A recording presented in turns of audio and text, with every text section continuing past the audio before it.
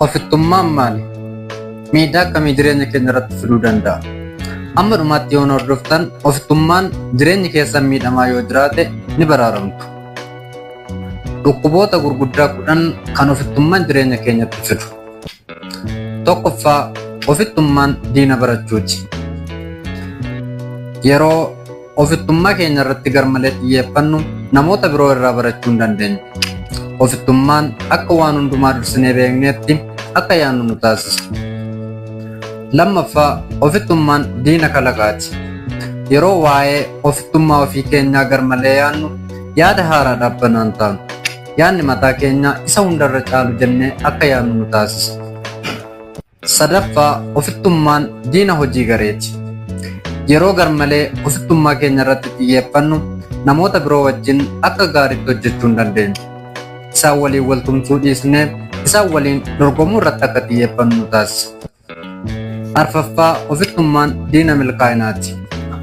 Yeroo garmalee ofittummaa keenya irratti xiyyeeffannu kaayyoo keenya galmaan ga'uu hin dandeenyu. Hojii mataa keenya irratti xiyyeeffachuu mannaa namoonni biroo waa'ee keenya irratti maal akka yaadan yaadda'uu irratti xiyyeeffanna. Shanaffaa, ofittummaan diina gammachuuti. Yeroo garmalee anummaa keenya irratti xiyyeeffannu gammachuu argachuu hin dandeenyu. Namoota biroo wajjin wal bira of qabuun ga'umsa akka waan hin qabneetti akka nutti dhaga'amu godha. Ja'affaa, ofittummaan diina hariirooti. Yeroo garmalee ofittummaa keenya irratti xiyyeeffannu hariiroo fayyaalessa qabaachuu hin dandeenyu. Ofii keenyaaf dursa kennuu fi fedhii namoota biroo ilaaluu dhiisuu irratti garmalee qabamnee akka jiraannu nu godha.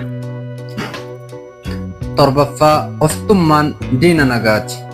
Yeroo garmalee ofittummaa keenya irratti xiyyeeffannu nagaa argachuu hin dandeenyu.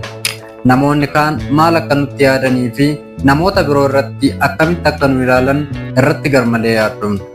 8ffaa, ofittummaan diina bilisummaati.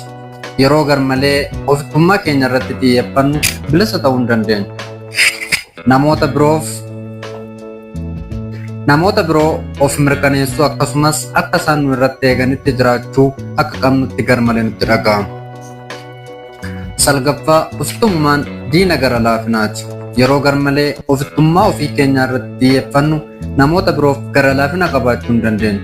Waa'ee ofii keenyaa fi rakkoo ofii keenyaa yaaduun garmalee qabamnee akka jiraannu nu taasisa. 10ffaa, ofittummaan jireenya keenya keessatti waan gaarii ta'e hundumaaf diinadha. Yeroo garmalee ofittummaa keenya irratti xiyyeeffannu wantoota gaarii jireenya keenya keessatti mul'atan argachuu hin dandeenyu. Waa'ee ofii keenyaa fi rakkoo ofii keenyaa yaadda'uudhaan garmalee qabamnee akka jiraannu nu taasisa. Waan jaallattanii hordoftaniif galatoomaa. Horaa bulaa. Iddoo baayogiraafiidha.